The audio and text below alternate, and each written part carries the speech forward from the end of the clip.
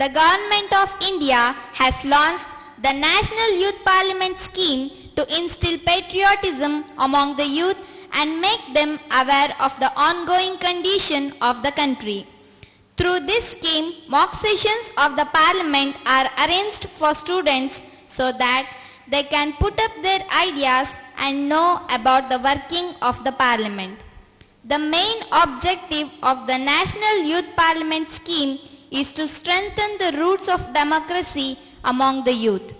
Through the implementation of this scheme, healthy habits of discipline and tolerance of views of others will be developed among students. Jnv Mandya proudly presents before you the 25th National Youth Parliament 2023-24 organized by the Ministry of Parliamentary Affairs, Government of India for the year 2023-24.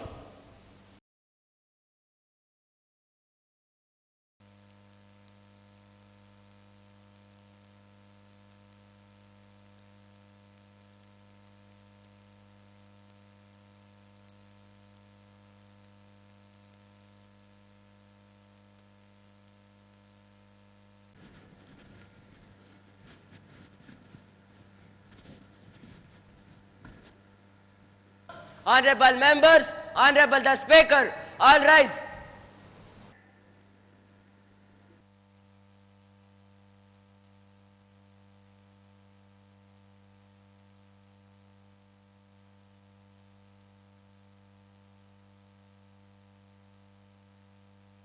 Please be seated. Honorable members, I welcome you all to the 25th National Youth Parliament session, and I hope this session will be fruitful. Now, let's begin with the oath or affirmation of our newly elected members. Secretary General, please. Ms. Disha Rani, who stands elected from the Lucknow constituency of Uttar Pradesh, will now take the oath or affirmation. Ms. Disha Rani, who stands elected from the Lucknow constituency of Uttar Pradesh, will now take the oath or affirmation. Ms. Disha Rani, please.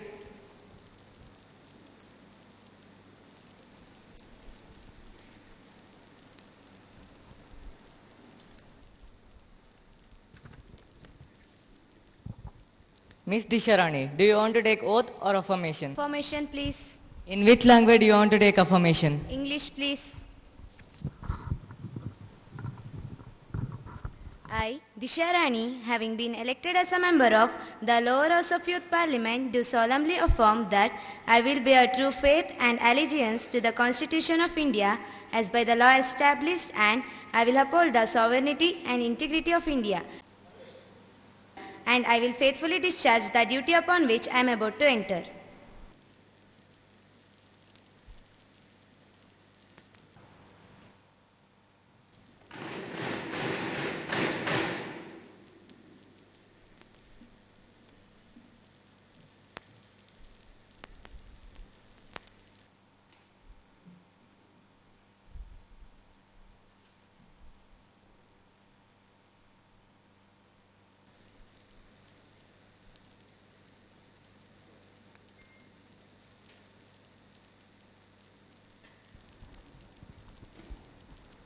Ms. Prakriti, who stands elected from the Mysore constituency of Karnataka, will now take the oath or affirmation. Ms. Prakriti, please.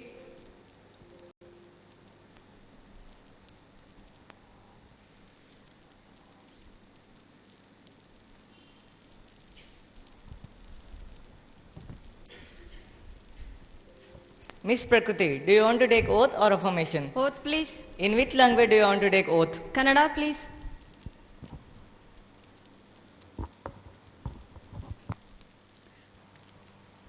ಪ್ರಕೃತಿ ಅಶೋಕಳಾದ ನಾನು ಲೋಕಸಭೆಯ ಸದಸ್ಯಳಾಗಿ ಚುನಾಯಿತಳಾಗಿ ಕಾನೂನಿನ ಮೂಲಕ ಸ್ಥಾಪಿತವಾದ ಭಾರತದ ಸಂವಿಧಾನಕ್ಕೆ ಸತ್ಯ, ಶ್ರದ್ಧೆ ಮತ್ತು ನಿಷ್ಠೆಯನ್ನು ಹೊಂದಿರುತ್ತೇನೆಂದು ಹಾಗೂ ಭಾರತದ ಸಾರ್ವಭೌಮತ್ವವನ್ನು ಮತ್ತು ಅಖಂಡತೆಯನ್ನು ಎತ್ತಿ ಹಿಡಿಯುತ್ತೇನೆಂದು ಹಾಗೂ ನಾನು ಈಗ ಕೈಗೊಳ್ಳಲಿರುವ ಕರ್ತವ್ಯವನ್ನು ಶ್ರದ್ಧಾಪೂರ್ವಕವಾಗಿ ನಿರ್ವಹಿಸುತ್ತೇನೆಂದು ದೇವರ ಹೆಸರಿನಲ್ಲಿ ಪ್ರಮಾಣ ಮಾಡುತ್ತೇನೆ.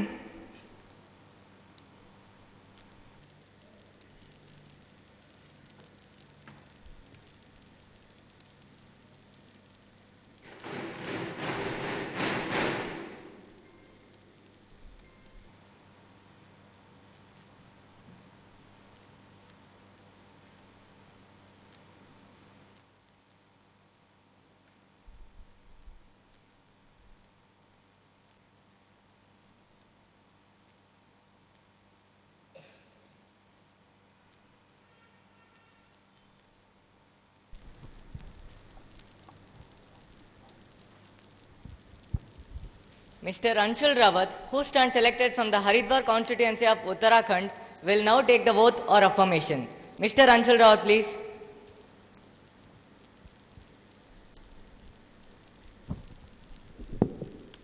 Mr. Anshul Rawat, do you want to take oath or affirmation? Oath, please. In which language do you want to take oath? In Hindi, please.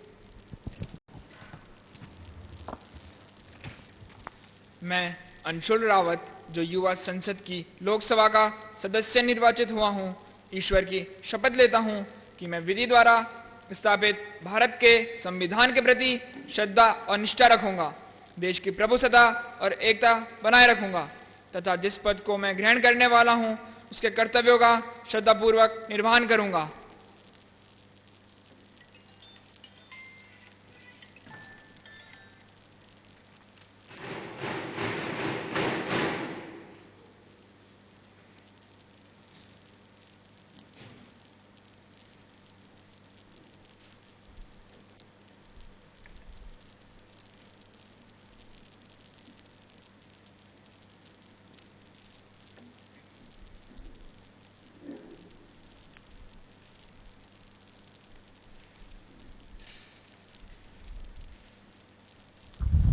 Honorable members, I refer with profound sorrow for the passing away of our MP and former Union Minister, Shri Ratan Lal Kataria.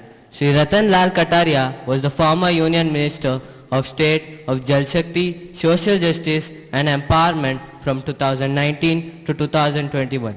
He also represented the Ambala parliamentary seat thrice in the lower house. His image was that of a popular public servant who was striving for the development of Haryana. He was a cheerful leader who used to lighten the minds of people in serious conditions with laughter and jokes. I would like to express my heartfelt condolences to the demise of Sri Ratan Lal Kataria. He would be remembered for his rich contribution towards public service and social justice. His demise is an irreparable loss to the politics. In the passing away of Kataria ji, the country has lost a distinguished parliamentarian, an able administrator, and a dedicated social worker. May God give peace to the departed soul and give strength to their family in these difficult times.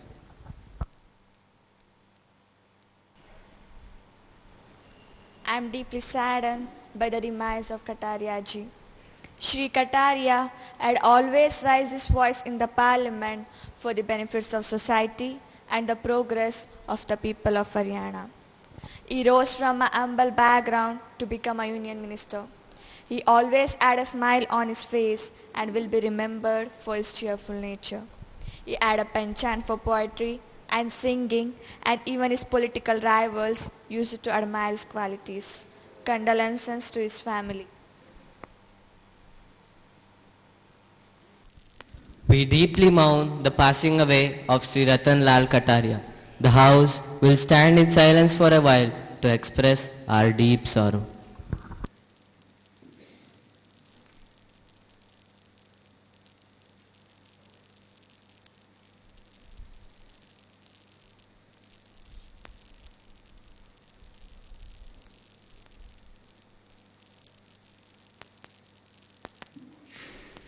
Secretary General, may please convey the message of condolences to the bereaved family. Yes, sir. Prime Minister to introduce the new ministers. Honorable Speaker, I have great pleasure in introducing to you and through you to the House my colleagues, the new ministers. Shri Veer Ganesh, Honorable Minister for Mineral Resources. Shri Ratadri B. Belli, Honorable Minister for Civil Aviation. Sir, I hope with the induction of these two ministers, the government will function more effectively. Now we will begin the question hour. Question number 101, Ms. Inchara.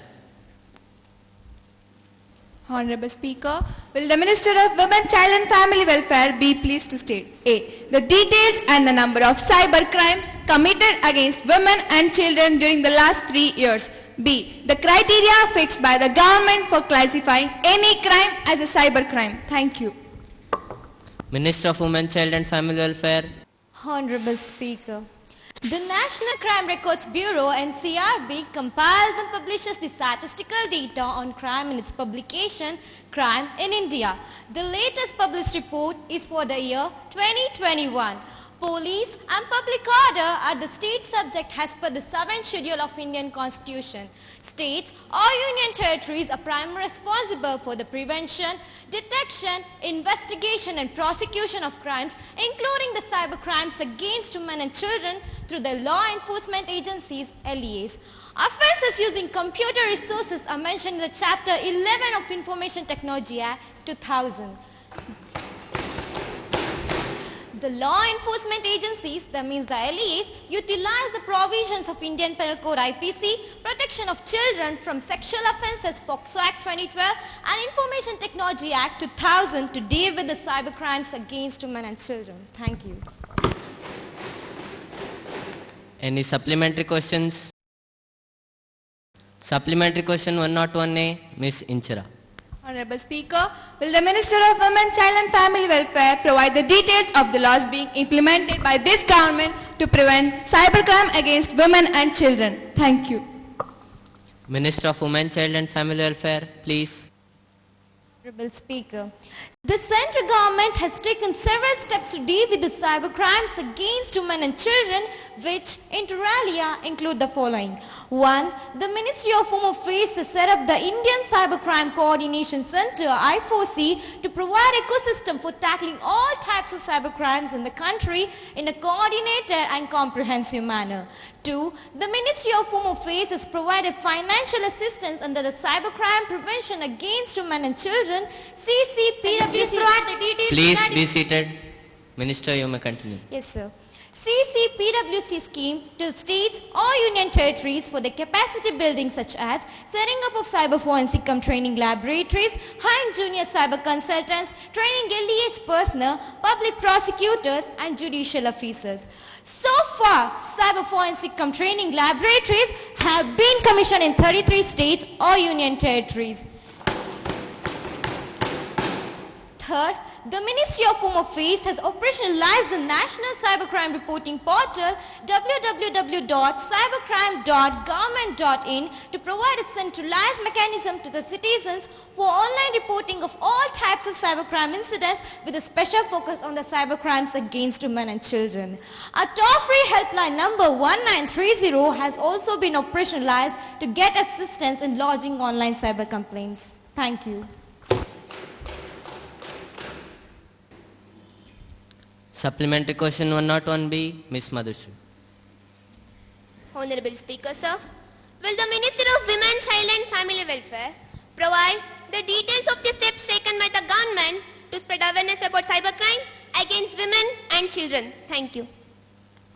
Minister of Women, Child and Family Welfare, please. Honorable Speaker, to spread awareness on cybercrime, several steps have been taken that include issuance of alerts to adversaries, dissemination of messages through SMS, I4C social media account, for example, Twitter handle CyberDose I4C, Facebook CyberDose I4C, Instagram CyberDose I4C, Telegram CyberDose I4C. Radio campaign, engage my government for publicity in multiple media, organizing of cyber safety and security awareness week in the association with police department in different states or union territories, etc. Thank you. No more supplementary questions. Question number 102, Ms. Yukti. Honorable Speaker, will the Minister of External Affairs be pleased to state A. The developmental programs and policy reforms India has made in respect of G20 along with the achievements thereof and future course of action envisaged in this regard. B. The details of the meetings, conclaves, seminars held till date regarding the G20 matters after India taking over the presidency. C. Whether these have been value addition for the country with these meetings, conclaves, seminars apart from the global recognition of our country and details of the plans in pipeline for India as a president of G20. Thank you.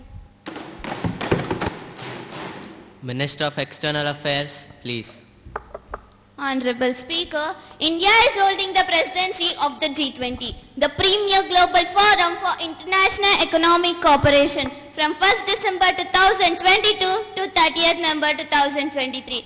India's G20 presidency priorities are inclusive and grounded with broad areas of substantive deliberations, including inclusive and resilient growth, progress on SDGs, green development and life, public digital infrastructure, and international peace and harmony. We are also amplifying the voice and concerns of the global south.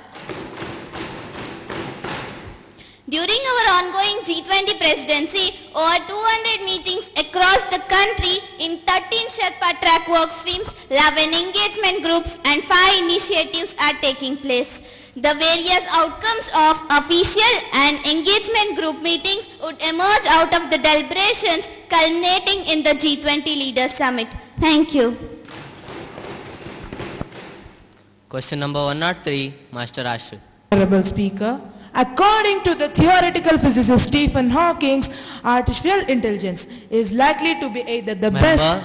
This is the question. Please come to your question. Yes, sir. Will the Minister of Electronics and Information Technology be pleased to state whether the government is taking any steps to regulate the growth of artificial intelligence in our country? If so, the details thereof, and whether the government intends to bring a law on the artificial intelligence? If so, the details thereof, and the steps taken by the government to develop the infrastructure, expertise skilling and research in artificial intelligence. Thank you. Minister of Electronics and Information Technology, please. Honorable Speaker, artificial intelligence is a kinetic enabler of the digital economy and innovative ecosystem. Government is harnessing the potential of AI to provide personalized and interactive citizen-centric services through digital public platforms. However, AI has ethical concerns and risks due to issues such as bias and discrimination in decision-making, privacy violations, and lack of transparency in AI system.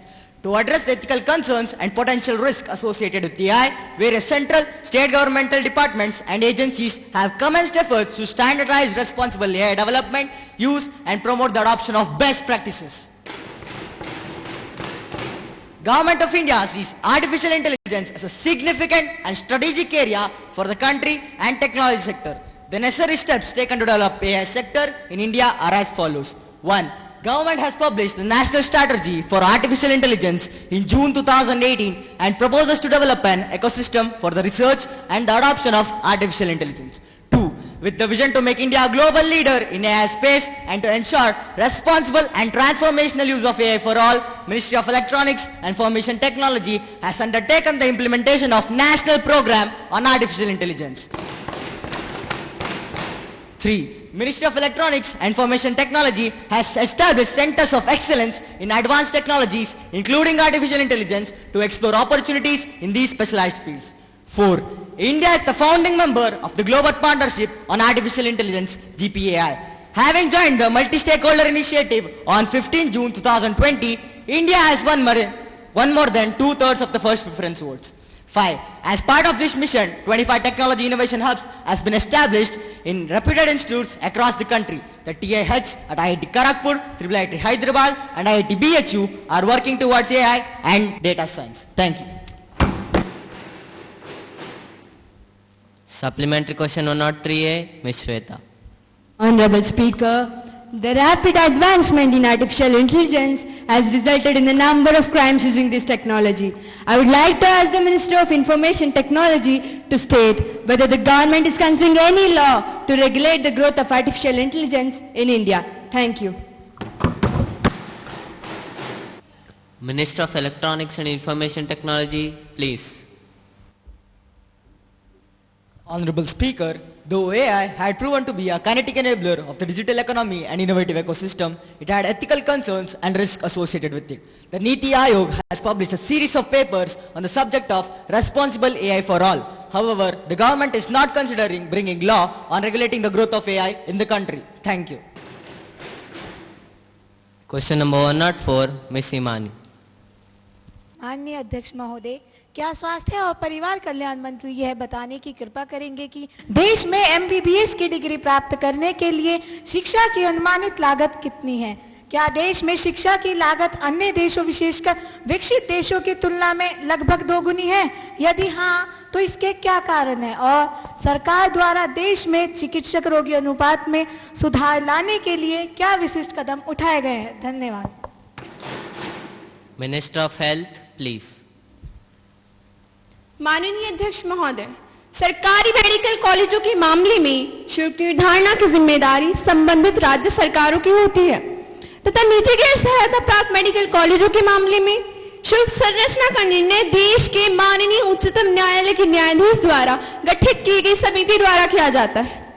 देश में चिकित्सा शिक्षा को मान्य बनाने के लिए राष्ट्रीय आयुर्विज्ञान आयोग अधिनियम 2019 में निजी चिकित्सा संस्थानों और विश्वविद्यालयों में 50% सीटों के संबंध में शुल्क और अन्य निर्धारणाओं के लिए दिशा निर्देश तैयार करने का प्रावधान है, जो कि अधिनियम के प्रावधानों के तहत शासित है।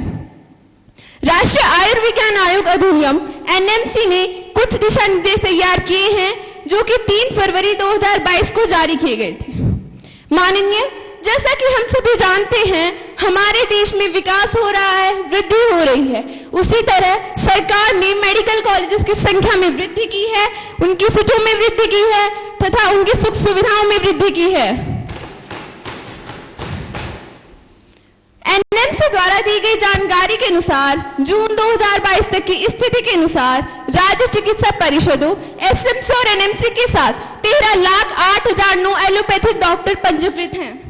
एलोपैथिक डॉक्टरों और 5.65 लाख आयुष डॉक्टरों रोगी अनुपात में वृद्धि करने के लिए सरकार द्वारा किए गए कदमों उपायों में निम्नलिखित शामिल हैं। जैसे MBBS स्नातकोत्तर सीटों में वृद्धि करने के लिए सरकार द्वारा किए गए कदमों उपायों में मौजूदा राज्य सरकार केंद्र सरकार के मेडिकल कॉलेजेस की संख्या में वृद्धि की है। द्वितीय, जिला रेफरल अस्पतालों का उन्नयन करके नए मेडिकल कॉलेजेस की स्थापना के लिए केंद्र प्रायोजित योजना। धन्यवाद माननीय। Question number 105, Master Girish Chandra. Honorable Speaker, will the Minister of Sports and Youth Affairs be pleased to state whether the government has any proposal to encourage children towards sports to participate in sports activities? If so, the details thereof. And whether there is any proposal to mandatory involvement of school children in sports? If so, the details thereof. If not, the reasons therefore. Thank you.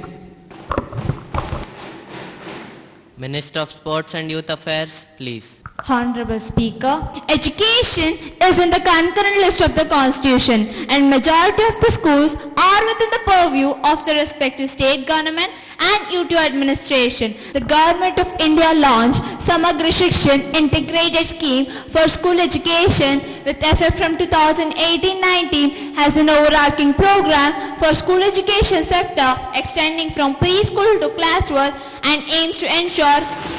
You said that it has been implemented in 2018, but we are not seeing any of the related. Please maintain the decorum of the House. Minister, you may continue. Thank you, sir. And aims to ensure inclusive and equitable quality education at all levels of school education, realizing the need of holistic development of children under Samagra Shiksha. Sports and physical education component has been introduced for encouragement of sports, physical activities, yoga, co-curricular activities, etc. A provision has been made for grants for sports equipments in all government schools at the rate of ₹5,000 to ₹25,000 at various levels in schools per annum. The department has issued guidelines to the states and union territories to ensure proper utilization of sports grant. The department has also advised the states and union territories to encourage the students to avail the sports facilities available with the Department of Sports in the states and union territories free of cost as per the guidelines issued by the Sports Authority of India. The department has also told that as per the national curriculum framework, health and physical education is a compulsory subject from class 1 to 12. The board has directed the schools to keep at least one period of HPE classes for classes 1 to 10. The students from these classes are compulsorily required to participate in at least 2 sports as per their interest and capability, and this has been included in the eligibility criteria to appear in the board examinations of class 10 and 12.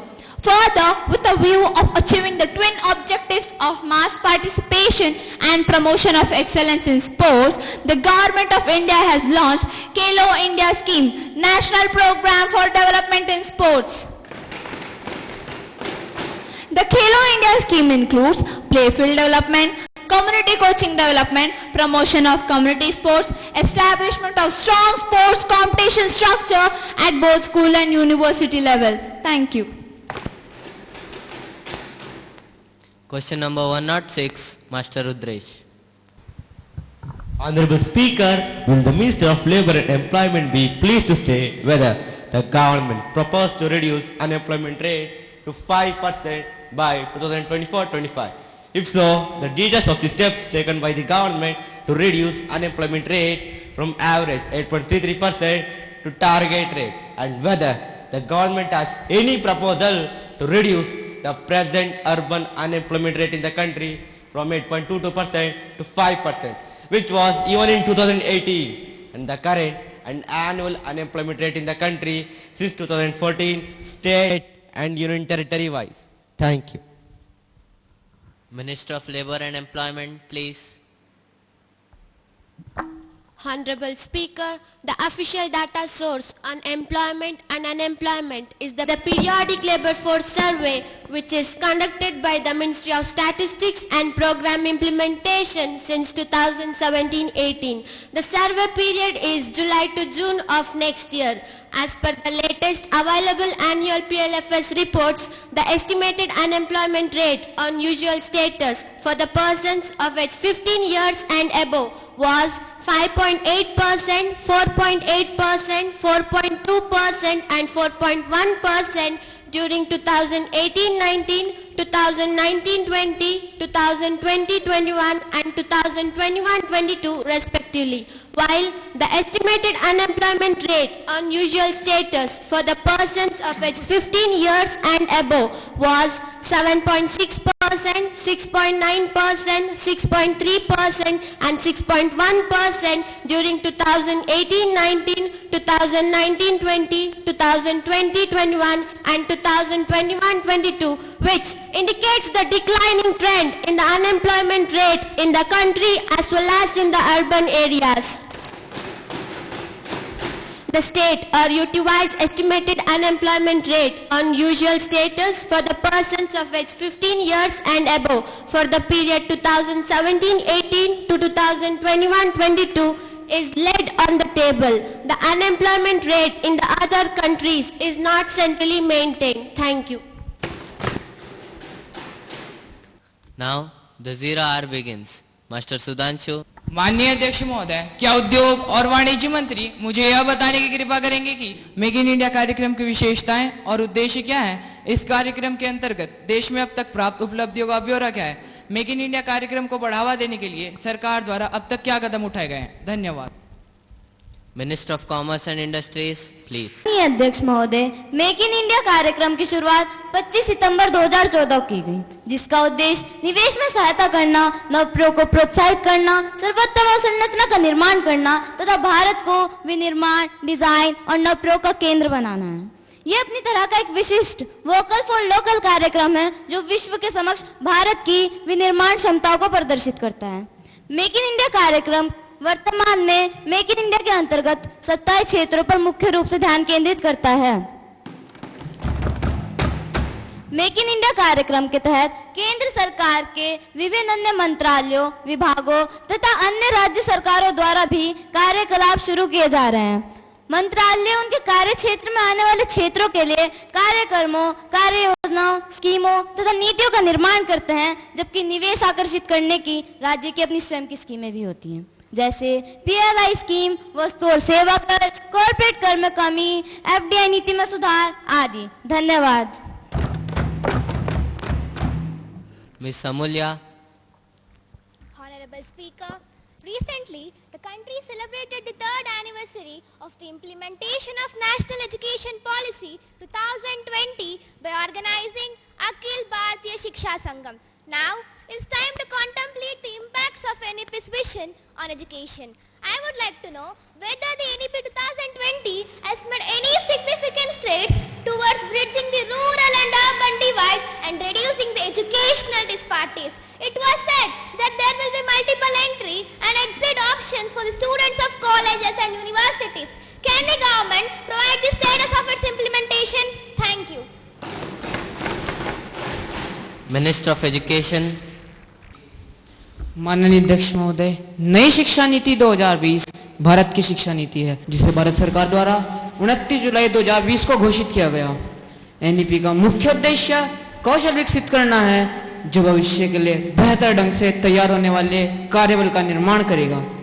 NEP के कार्यान्वयन से छात्रों में संज्ञानात्मक, भावात्मक तथा सामाजिक कौशल विकसित होंगे। इसके लिए 10+2 पाठ्यक्रम को 5+3+3+4 पाठ्यक्रम में बदल दिया जाएगा, जहां 5 वर्ष आधार चरण है, 3 वर्ष प्राथमिक चरण है, 3 वर्ष मध्यम चरण है तथा माध्यमिक चरण के 4 वर्ष हैं। सकल नामांकन अनुपात को बढ़ाने में मदद के लिए हमने अधिकांश स्कूलों में MEES भी लागू किया है। MEES शैक्षणिक वर्ष 2023 से 24 तक पूरी तरह से लागू हो जाएगा। धन्यवाद। Ms. Monisha. Honorable Speaker, will the Minister of Environment, Forest and Climate Change be pleased to state the states where Project Tiger is being implemented at present, the measures taken to prevent the increasing man-tiger conflicts and to protect the tigers from unnatural deaths. Thank you. Minister of Environment, Forest and Climate Change. Honorable Speaker, the Project Tiger is being implemented in 18 tiger range states of India, such as Andhra Pradesh, Arunachal Pradesh, Assam, Bihar, Chhattisgarh, Jharkhand, Karnataka, Kerala, Madhya Pradesh, Maharashtra, Mizoram, Odisha, Rajasthan, Tamil Nadu, Telangana, Uttar Pradesh, Uttarakhand and West Bengal. The Government of India, through the National Tiger Conservation Authority, has advocated 3-pronged strategies to manage human-tiger negative interaction as follows. 1. Material and logistical support. The funding support through the ongoing centrally sponsored scheme of Project Tiger is provided to tiger reserves for acquiring capacity in terms of infrastructure and materials and to deal with dispersing of tigers out of source areas. 2. Restricting habitat interventions. In buffer areas around tiger reserves, habitat interventions are restricted such that they are suboptimal vis-a-vis core or critical tiger habitat areas which are judicious enough to facilitate the dispersal to the other rich habitat areas only. 3. Standard operating procedure. The National Tiger Conservation Authority has issued following SOPs to deal with human-animal conflicts which are available in public domain. 1.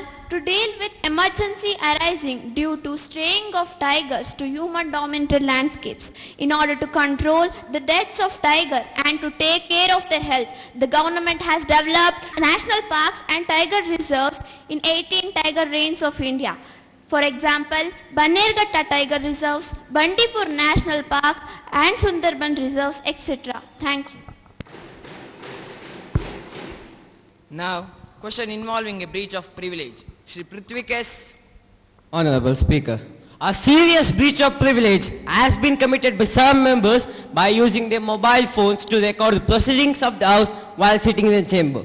Such conduct is against the parliamentary etiquettes. I had given a notice of my privilege motion against the members mentioned, and I would like to know the status of my privilege motion. Thank you.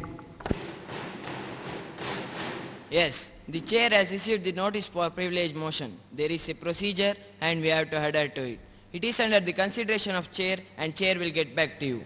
Now, papers to be laid on the table. Honorable Minister of Rural Development, Shri Chandan.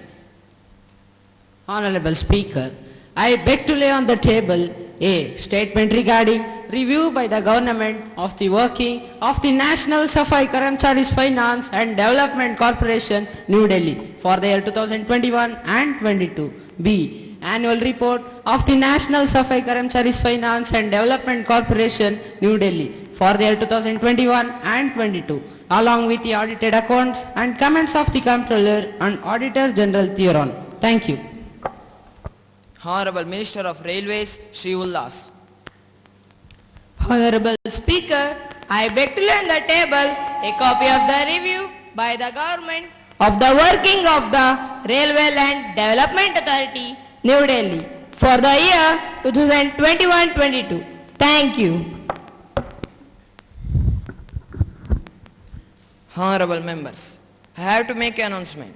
On behalf of my own and on behalf of honorable members of the House, I have a great pleasure in intending our warm welcome to honorable members of Austrian Parliamentary Delegation who are on a visit to India as our honored guests. The delegation is led by Master Neeraj Lianhard, the President of National Council of Austria,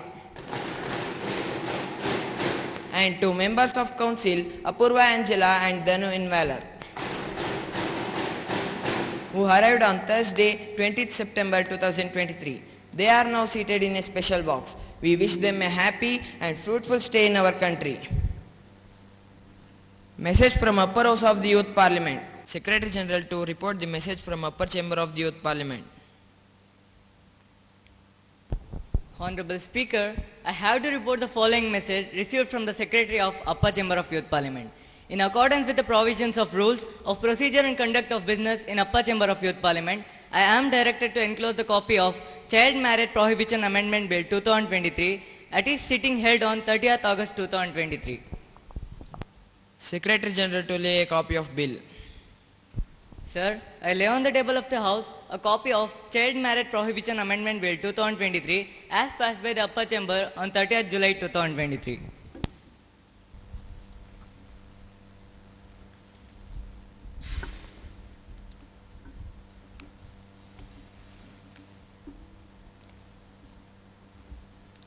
Now, the House will take up the calling attention motion. Ms. Kusuma, Ms. Gautami, Ms. Danyashri, Ms. Charitya and Ms. Tanu Yadav to call attention of Minister of State for Health. Ms. Kusuma, please. Honorable Speaker, I would like to draw the attention of the Minister of State for Health about a serious problem facing in our country, that is population explosion. It is now said that India has overtaken China to become the most populous country in the world. Is it true? Does this government have any data regarding this? Is this government going to conduct census for ascertaining accurate data so that the benefits of social scheme can reach the disadvantaged people?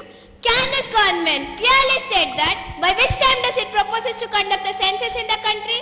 Thank you. Minister of State for Health, please. Honorable Speaker, as per the United Nations Department of Economics and Social Affairs, Population Division online publication World Population Prospectus 2022, the total projected population of China as on 1st July 2023 is 142 crore 56 lakh 71,000. The projected population of India as per the report of the Technical Group on Population Projection published by National Commission, Ministry of Health and Family Welfare is 139 crore 23 lakh 29,000. The Internet of Government for conducting Census 2021 was notified in Gazette of India on 28 March 2019.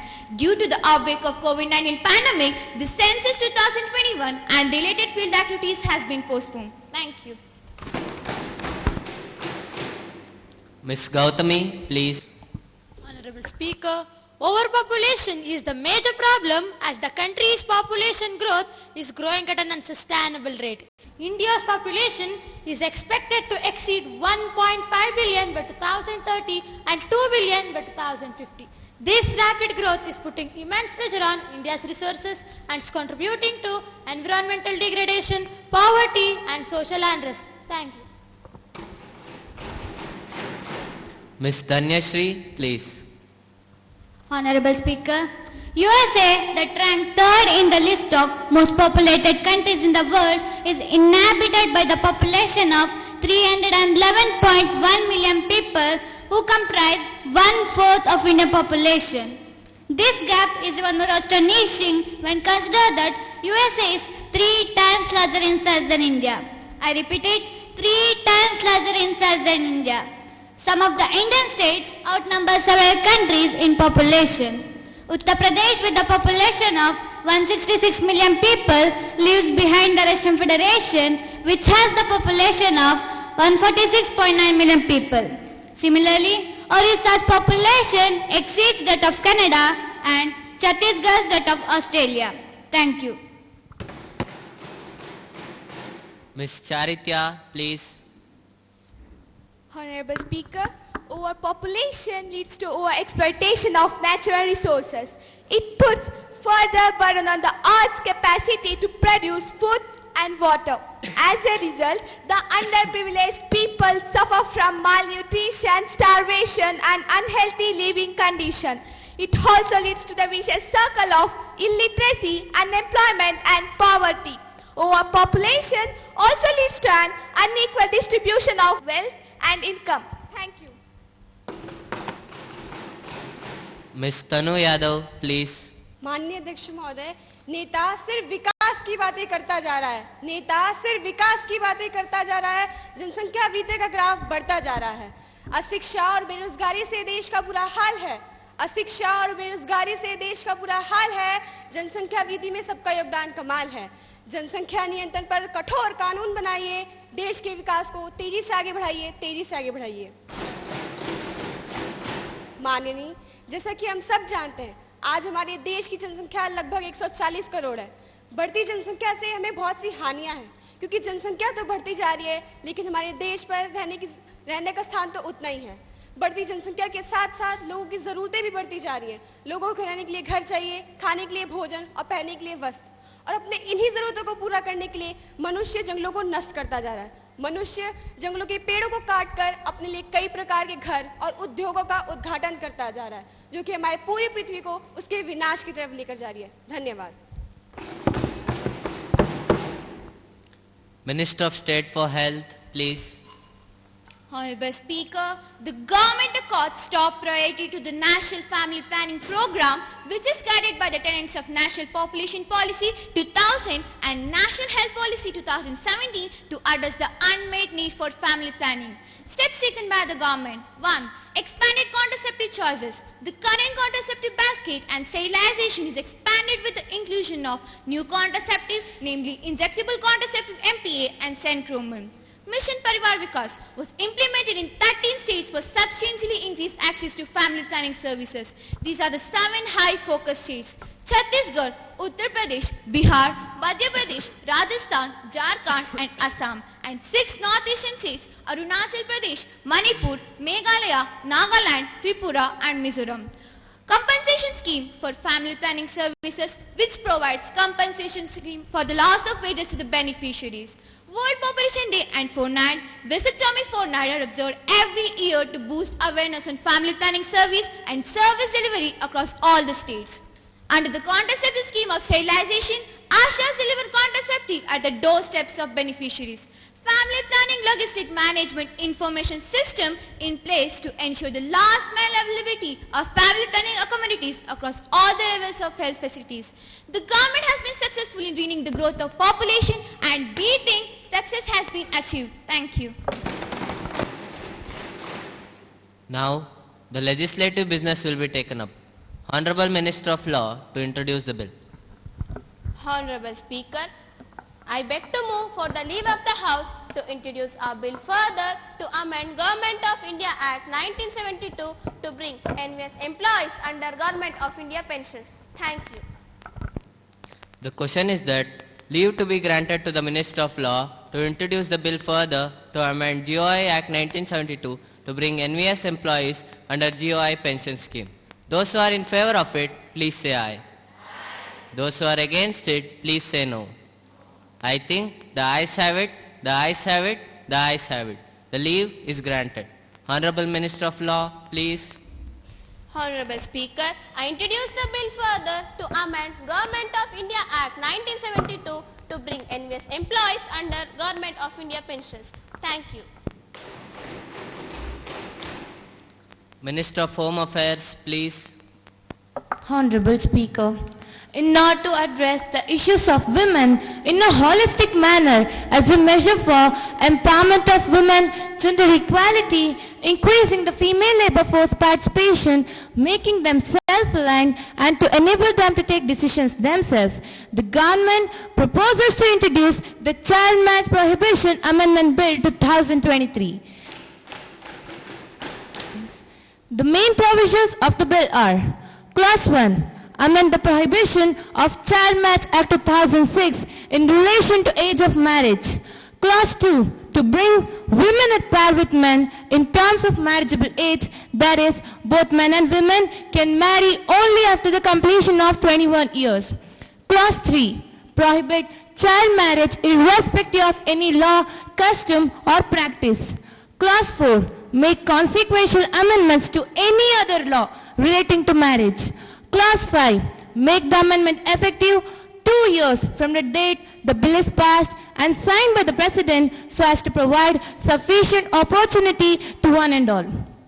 Prohibition of Child Marriage Act was passed in 2006 to prohibit child marriages, but we find that this practice has still not been eradicated from our society.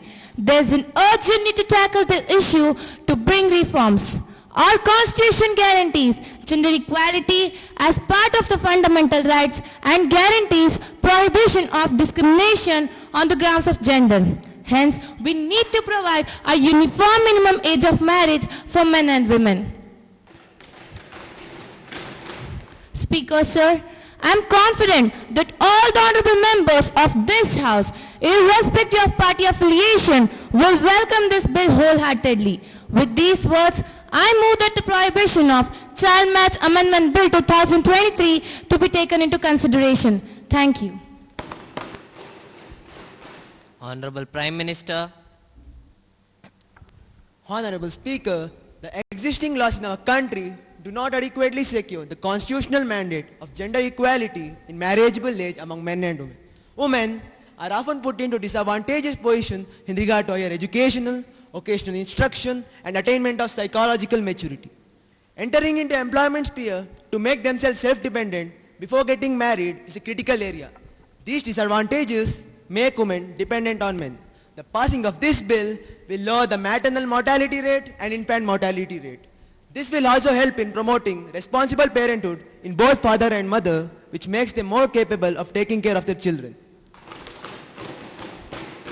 At the age of 18, a woman may not be physically and mentally prepared to enter the stage of complications like miscarriages and stillbirths. So it is very important to eliminate all forms of discrimination against women and ensure status and opportunity at par with men. Honorable Opposition Leader. Honorable Speaker, I strongly oppose the Child Marriage Prohibition Bill. Why does this government introduce such a bill in a hurry and without any consultation with stakeholders? In our country, where the age of majority is 18, we can vote at 18, get a driving license at 18, purchase a property or open a bank account at 18. What is the need to raise the age of marriage to 21? Moreover, the existing law states that the minimum age for a girl to marry is 18. But is there any strict mechanism to implement that? The majority of people who live in the villages are deprived of education, who blindly follow their customary practices, get their daughters married before 18. People who can't wait till 18 to marry off their daughters, how will they wait till 21? So, a law that failed to enforce 18 as a minimum age, how will it succeed when we further increase the age? We cannot improve the status of women just by raising the age of marriage.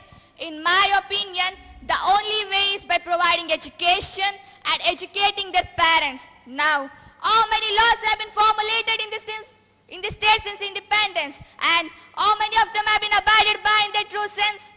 If we had been following this law sincerely, we would have been living in a totally different world by now. So, I believe that we will not improve the condition of our country anymore just by formulating another law. Thank you. Honorable Minister of Electronics and Information Technology, please. Honorable Speaker, I think the opposition leader needs to think logically. Getting a voter ID at 18, driving license at 18, and having a bank account at 18 has nothing to do with this bill, as it requires the attainment of psychological maturity and responsibility of taking care of their children, which is best observed after they cross 21 years. Child Marriage Prohibition Bill needs to be amended to maintain principal equality and to ensure women's physical, mental, and reproductive health. Thank you. Ms. Sinchara. Honorable Speaker, just by raising the minimum age of marriage to 21, we cannot ensure the greater participation of girls in higher education or work sphere. What is required is sustained efforts at gender equality and women empowerment by educating them, ensuring they get rightful share in their property, providing safe workspaces, and in general treating them as equal. Now, how many laws that conflict with social norms have been succeeded? How can you oppose this law? Please be seated. You are not supposed to speak now. Many laws may have been passed, but not all of them have been succeeded. An example here is the Dowry Prohibition Act 1961.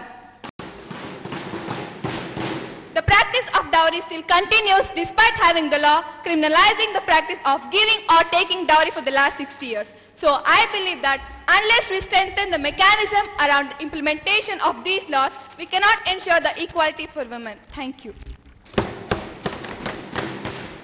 Ms. Sakshita. Honorable Speaker, in June 2020, the central government has set up task force to examine the correlation of age of marriage and motherhood with health, medical well-being, nutritional states of mother and child during pregnancy, birth and thereafter. The task force was also required to suggest measures for promoting higher education among women. They also suggested to increase the age of marriage for females to 21. Thank you. Ms. Prarthana. Honorable Speaker, India being a secular country and the secular values were enshrined in the Constitution of India under Article 25, as which guarantees freedom of conscience, freedom to practice and to propagate religion to all the citizens. Therefore, according to me, this bill is unwanted, unconstitutional and violation at Article 25 of the Constitution. This bill is an attack on personal laws and fundamental rights. Different religions have different customs and practices. So, imposing the same law on different religion is curtailing the concept of secularism enshrined in the Constitution of India. Thank you. Ms. Jivita. Honorable Speaker, sir, I wholeheartedly support the bill. With the passing of this bill, all forms of discrimination against women will be eliminated. But I have an amendment to the 5th clause of Child Marriage Prohibition Bill 2023. The 5th clause says that the bill will be effective from 2 years from the date the bill is passed. But why this delay? Therefore, my suggestion is that the bill must be implemented immediately, soon after the signature of the President. Thank you. Ms. Madhushri. Honorable Speaker, sir. Honorable Minister of Home Affairs is talking philosophically about providing equal status and opportunity to women. I would like to tell her that rather than making laws, our focus should be on factors contributing to child marriage in our country. I think the government should think of some schemes and rewards like incentives to those girls who will continue their education and remain unmarried till they are 21. And there should be schemes to seize the people, particularly in rural areas, about the ill effects of child marriage. Thank you. Honorable Minister of Home Affairs. Honorable Speaker, I am grateful to all the members who have supported the bill, and I am also grateful to those members who have given their constructive criticism on this bill. With regard to the main suggestion given by the opposition, I would like to say that fixing 21 years as the uniform minimum age of marriage for men and women will be a decisive step in India's history. How can it be a violation of fundamental rights? This bill is only to achieve various goals like improvement of infant mortality rate, maternal deaths, nutrition level and gender equality, which will lead to empowerment of women. I think our honorable members of the opposition are not aware that maternal deaths, newborn deaths and stillbirths have put India globally on the hotspot. According to a recent report released by WHO and UNICEF, among the countries witnessing higher number of mortality related to maternal deaths and newborn deaths, India accounts for 60% of the total. I repeat, 60% of the total. The main reason behind this is getting our daughters married at a very young age. We must put an end to this practice. Let our daughters get education, get jobs and be independent. This can happen only if we raise the minimum age of marriage to 21. Let our daughters, irrespective of any state or religion, be treated at par with our sons. Our honorable opposition talked about incentives and schemes. I think they are not aware of schemes like Beti Bachao, Beti Padhao, Sukanya Samriddhi Yojana to give incentives to people who educate their daughter and treat their sons and daughters equally. Regarding the amendment suggested by Ms. Jeevita, I would like to say that a minimum period of 2 years is necessary to provide sufficient opportunity to all so that people all over the country could involve in our collective efforts to implement this bill. Thank you. Now, the question is that Child Marriage Prohibition Amendment Bill 2023 to be taken into consideration. Those who are in favor of it, please say aye. Aye. Those who are against it, please say no. No. I think the ayes have it, the ayes have it, the ayes have it. The motion is adopted. Now, we shall take up the class by class consideration of the bill. The question is, class 1 to 5 stand part of the bill. There is one amendment in class 5 by Ms. Jeevita. Are you moving it? No, sir. In the view of reply given by the minister, I am not pressing any amendment. The question is, class 1 to 4 stand part of the bill. Those who are in favor of it, please say aye. Those who are against it, please say no. No. I think the ayes have it, the ayes have it, the ayes have it. The question is, class 1, the title stands part of the bill. Those who are in favor of it, please say aye. Aye. Those who are against it, please say no. No. I think the ayes have it, the ayes have it, the ayes have it. The motion is adopted. Class title stands part of the bill. Minister of Home Affairs, please. Honorable Speaker, I move that the bill be passed. Motion moved, the bill be passed. Those who are in favor of it, please say aye. Aye. Those who are against it, please say no. No. I think the ayes have it, the ayes have it, the ayes have it. The bill is passed. The House is adjourned to meet at 11 a.m. tomorrow.